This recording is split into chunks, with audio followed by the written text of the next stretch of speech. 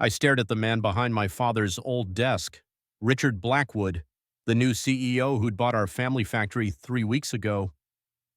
My hands trembled, not from fear, from rage. "Sir, there must be some mistake. I'm Jake Thompson. I've worked here for 15 years. My grandfather built this place." Blackwood didn't look up from his laptop. "No mistake. You're done. All of you are done." The factory floor fell silent behind me. 200 workers, 200 families, all watching this moment unfold. I'd given everything to this place, worked double shifts when orders poured in, stayed late fixing machines with my own tools, missed my daughter's birthday parties to keep production running. Now this stranger in his $1,000 suit was throwing me out like garbage. "Pack your things, Thompson. You have 10 minutes. That's when I noticed something, a familiar document on his desk. The emergency shutdown protocol I'd written last month, my signature at the bottom. A crazy idea started forming in my mind. "My name is Jake Thompson. I'm 42 years old. I fix things for a living. Or I used to.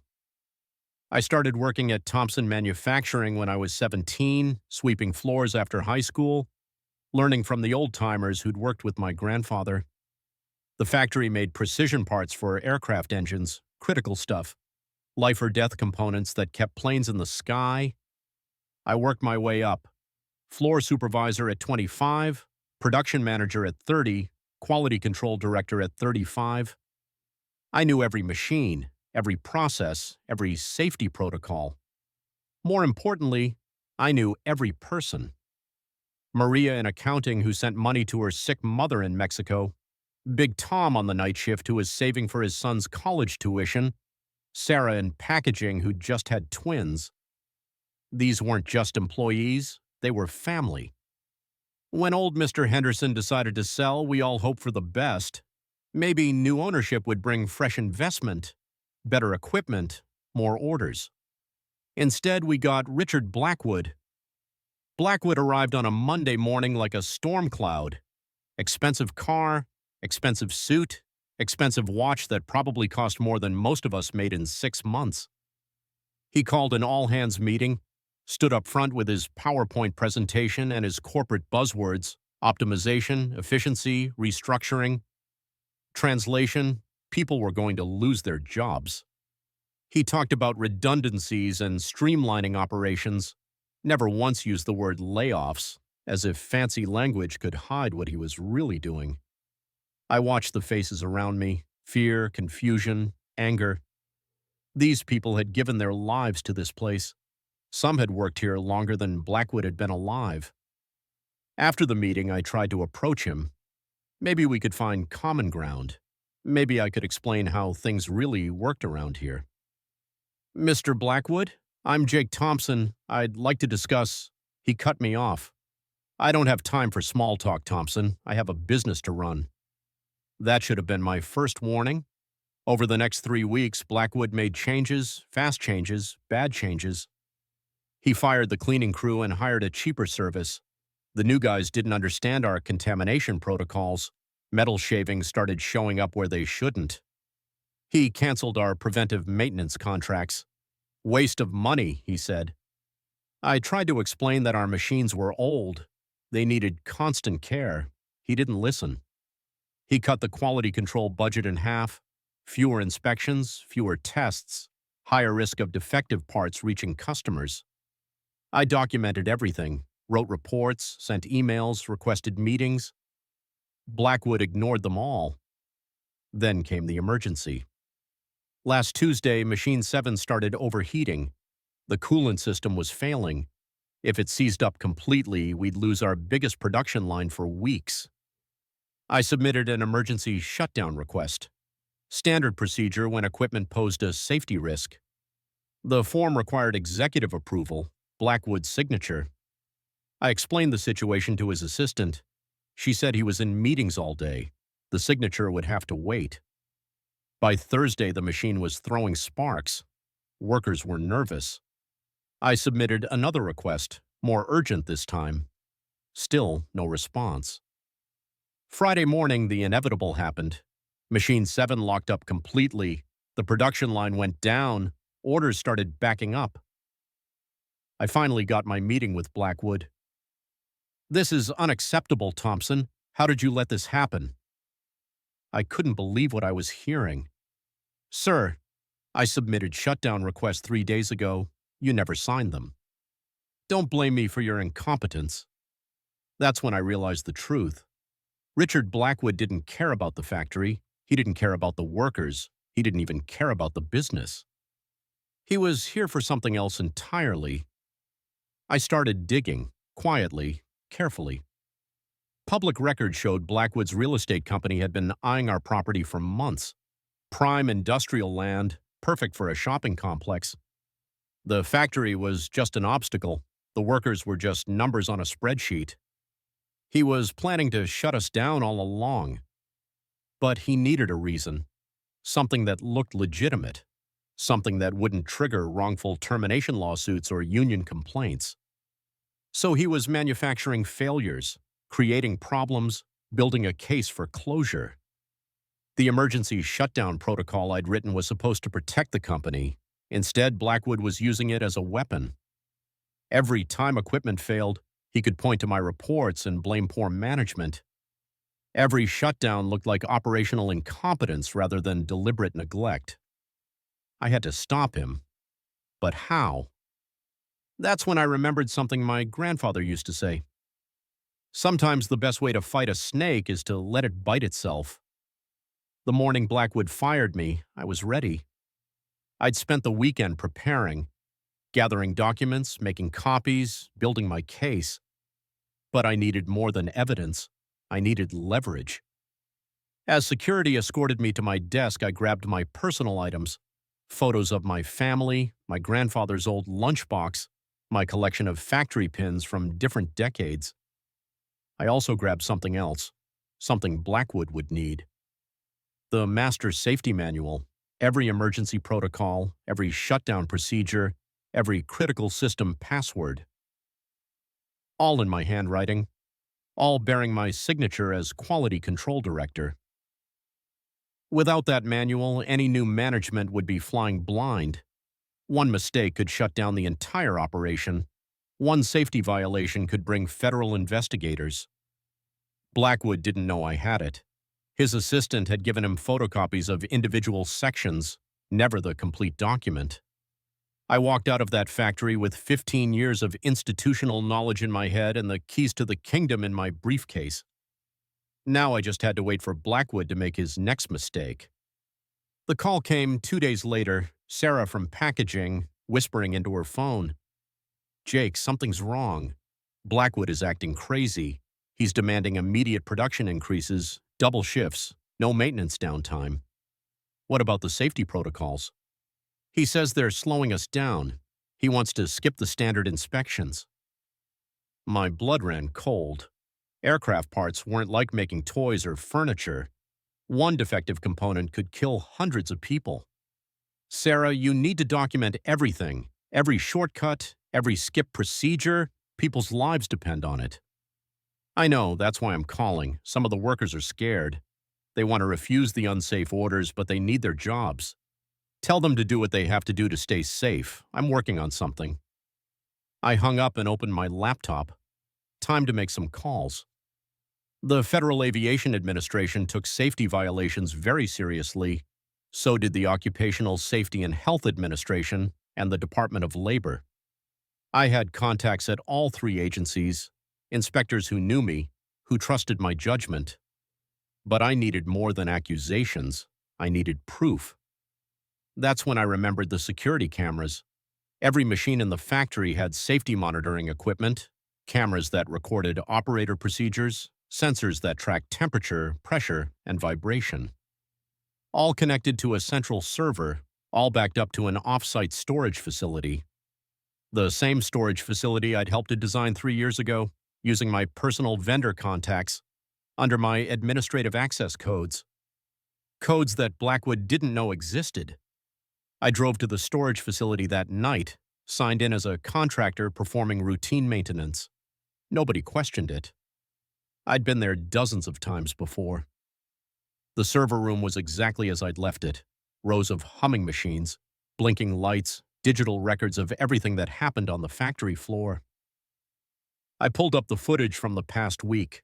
Machine after machine running beyond safe parameters, workers looking nervous, supervisors shaking their heads but following orders. And there was Blackwood, walking the floor like he owned it, pointing at equipment, demanding faster production. In one clip, he was clearly visible telling a supervisor to skip a safety check. The audio was crystal clear.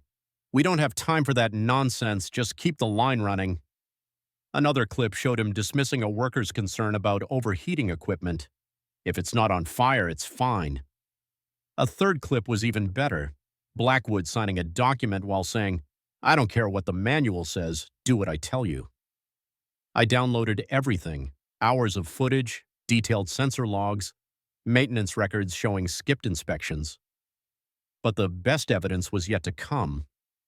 I waited until Thursday, the day Blackwood scheduled his big presentation to potential investors. He'd been bragging about it all week, showing off the increased production numbers, talking about efficiency improvements. What he didn't know was that I'd been monitoring the factory's systems remotely, watching the pressure build, literally and figuratively. Machine 7 was overheating again, worse than before. The repairs had been rushed, the coolant system was failing. Machine 12 was throwing vibration alerts. The mounting bolts were loose. Without proper maintenance, it would shake itself apart. The air filtration system was clogged. Dust and metal particles were building up. One spark could trigger an explosion. I called the main office, asked to speak with Blackwood. "Mr. Blackwood, this is Jake Thompson. I need to discuss some urgent safety concerns." "Thompson, you're not an employee anymore. This call is harassment." "Sir, I'm calling as a concerned citizen. The factory is operating in violation of federal safety standards. People could get hurt." "That's ridiculous. Everything is running perfectly." "Have you checked the monitoring systems, the pressure readings, the temperature alerts?" "I don't need to check anything. I'm the CEO." "Then you're taking full responsibility for any accidents that occur?" There was a pause. I could almost hear the wheels turning in his head. "Of course I am. I'm in charge here." "Thank you, sir. I'm recording this call for documentation purposes." I hung up before he could respond. The investors arrived at 2 p.m., black cars, expensive suits, serious faces. Blackwood gave them the grand tour, showed off the production lines, bragged about the efficiency improvements. What he didn't show them was the growing list of safety alerts on the monitoring computers, red warnings flashing on screens throughout the facility. I watched it all through the security cameras, Blackwood pointing proudly at machines that were minutes away from catastrophic failure. The investors looked impressed. Production was up 30%, costs were down 20%, profit margins were improving. They didn't know those improvements came at the cost of basic safety. At 3:15 p.m., Machine 7 started smoking. At 3:22 p.m., Machine 12 began shaking violently. At 3:28 p.m., the air quality sensors triggered an automatic alarm.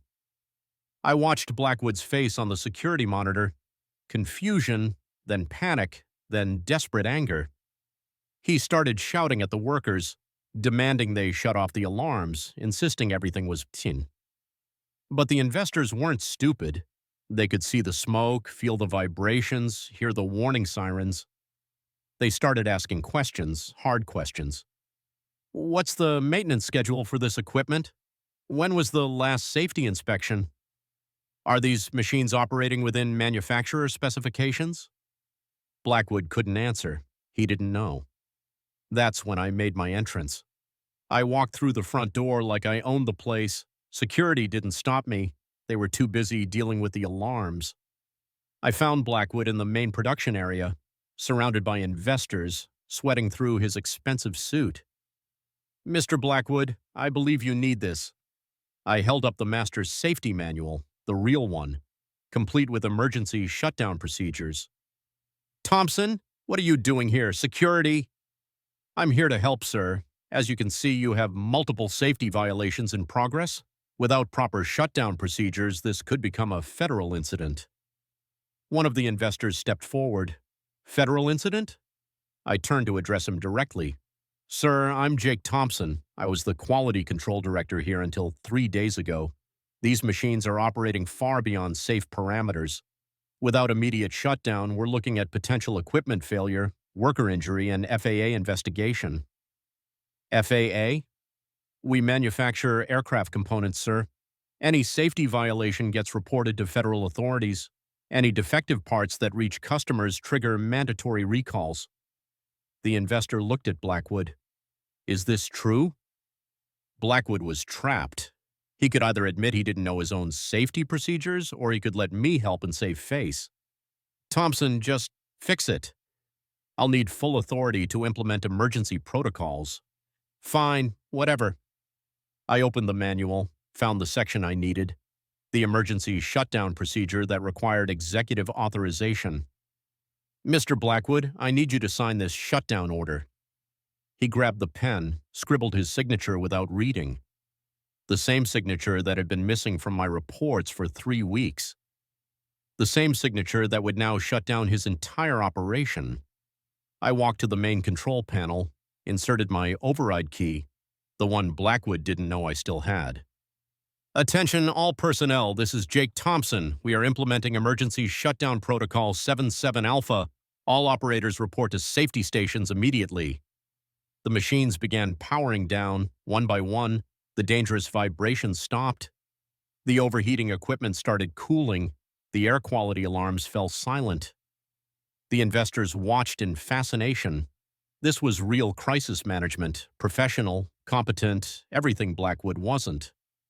Mr. Thompson, one of them said, how long will this shutdown last? I consulted the manual, made a show of checking different sections. Well, sir, according to the safety protocols Mr. Blackwood just authorized, we need complete equipment inspection before restart. That's typically 72 to 96 hours. 4 days? Minimum, plus time to repair any defects we discover. Could be longer. The investor turned to Blackwood. Richard, do you understand what this means? 4 days of lost production during our evaluation period? Blackwood's face was turning red. Thompson, you can't just shut down the entire factory. I held up the signed document. Sir, you gave me written authorization. Your signature is right here. I didn't know what I was signing. You told me to fix the safety violations. This is the only way to fix them properly. The investors were whispering among themselves. Not good whispers, concerned whispers. One of them approached Blackwood. Richard, we need to talk, privately. While Blackwood dealt with his imploding investment deal, I had other calls to make. First, the FAA. I reported the safety violations, provided detailed documentation, sent copies of the security footage. They promised a full investigation within 48 hours. Next, OSHA. Same story, same evidence, same promise of immediate action. Finally, the Department of Labor, wrongful termination, retaliation against safety whistleblowers, deliberate endangerment of workers. By 5 p.m., Blackwood had 3 federal agencies scheduling investigations. His investors had withdrawn their offer. His factory was completely shut down. And it was all perfectly legal, all properly documented, all authorized by his own signature. The workers gathered in the parking lot, confused, worried, wondering what would happen next. I stood on the loading dock, the same place my grandfather used to address the crew 40 years ago. Listen up, everyone. I know you're scared. I know this looks bad. But I want you to understand something. This shutdown isn't punishment. It's protection. I explained what Blackwood had been doing, the safety shortcuts, the federal violations, the real estate scheme. He was planning to close us down anyway. At least this way we have a chance to save the company. How? Big Tom called out. The factory's shut down. We're all out of work. Not necessarily. I've been talking to some people, potential buyers who understand manufacturing, who value experienced workers. That wasn't entirely true yet, but it would be. In the meantime, document everything. Keep records of all the safety violations you witnessed. We're going to need evidence for the federal investigations. What about our paychecks? Maria asked. Blackwood still owes you for work already performed. That's protected by law. And if he tries to skip out, the Department of Labor will go after him personally. I saw hope returning to their faces. Not much, but enough. One more thing. This isn't over. Blackwood thinks he can destroy our lives for profit. He's wrong. The federal investigators arrived Friday morning. 3 agencies, 12 inspectors, boxes of equipment. They found everything I'd promised they would find: safety violations, skipped maintenance, deliberate disregard for regulations.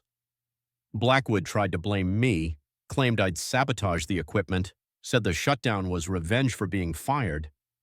Then they showed him the security footage, his own voice, his own orders, his own signature authorizing dangerous operations. He hired lawyers, expensive ones. They advised him to settle quickly and quietly. Too late for quiet. The local newspaper picked up the story. Factory owner endangers workers for profit. The reporter interviewed several employees, got quotes about the unsafe conditions. The aviation industry trade publications ran follow-up articles. Safety violations at parts supplier. Blackwood's name was mud in the industry. His real estate company started getting negative publicity. Developer accused of worker endangerment. Other projects were put on hold pending investigation. By the following Tuesday, Blackwood was desperate to cut his losses. The call came Wednesday morning. Blackwood's lawyer. Mr. Thompson, my client would like to discuss a resolution. I'm listening. Mr. Blackwood is prepared to sell the factory. He's looking for qualified buyers who can ensure continued operation. Translation: he wanted out before the federal fines bankrupted him. What kind of timeline? Immediate. He needs to close within 30 days. I'd been expecting this, had already started making calls. Henderson Industrial Group, the old owner's son. He'd been watching Blackwood's disaster with interest. Midwest Manufacturing Cooperative, a worker-owned consortium that specialized in rescuing distressed factories. Precision Components, LLC, a competitor that needed additional production capacity. All 3 were interested. All 3 had financing ready. Tell your client I'll consider helping him find a buyer for a fee. What kind of fee? Full reinstatement for all terminated employees, back pay for the shutdown period, pension protection for long-term workers. That's substantial. That's non-negotiable. Your client created this mess. He can pay to fix it. The lawyer promised to call back. He called back in 2 hours. Mr. Blackwood accepts your terms with one condition, which is you handle the sale negotiations personally. He doesn't want to be involved in the details. Perfect. That gave me complete control over the buyer selection. I scheduled meetings with all 3 potential buyers, made it clear what I was looking for. This isn't just about money. These are good people who've been treated badly. I want a buyer who'll respect that. Henderson Industrial Group made the best offer, not the highest price, but the best terms for workers. Full employment guarantees for 6 months, retraining programs for new equipment, profit-sharing bonuses based on performance. Most importantly, they wanted to keep the factory as a manufacturing facility, no real estate development, no shopping malls. We shook hands on Thursday, signed papers on Friday. The sale closed the following Monday. Blackwood left town without saying goodbye. Probably smart. Some of the workers were talking about having a farewell party for him. The new owners held an all-hands meeting, professional, respectful, everything Blackwood hadn't been. They offered me my old job back with a promotion, quality control director and plant safety manager. I accepted, with conditions. Full authority over safety protocols. No exceptions, no shortcuts, no compromises. Direct reporting to the board of directors, no middle management interference. And one personal request, a memorial plaque for my grandfather in the main lobby. They agreed to everything. 6 months later, the factory was running better than ever. New equipment, updated safety systems. happy workers. We'd landed 2 major contracts, Boeing and Airbus, both impressed by our quality standards. The federal investigations concluded with minimal fines. The new ownership had cooperated fully, implemented all recommended improvements. Blackwood wasn't so lucky. OSHA hit him with maximum penalties. The FAA banned his companies from any aviation-related work. The Department of Labor was pursuing criminal charges for worker endangerment. His real estate empire was collapsing. Banks were calling loans. Investors were fleeing. Last I heard, he was selling his mansion to pay legal fees. I kept the emergency shutdown document, framed it, hung it in my office. Not as a trophy, as a reminder. Sometimes the best way to fight corruption is to let it destroy itself. Give bad people enough rope and they'll hang themselves with it. Blackwood thought he was smarter than everyone else, thought he could manipulate the system for easy profit. Instead, he learned a hard lesson about institutional knowledge, about the value of experienced workers, about the danger of underestimating people who actually understand how things work. The factory my grandfather built is still running, still employing families, still making the critical components that keep planes safe in the sky. And Richard Blackwood's signature is still on the document that brought down his empire. Sometimes justice takes time. Sometimes it takes patience. Sometimes it takes letting your enemy make the first mistake. But it always comes. Always.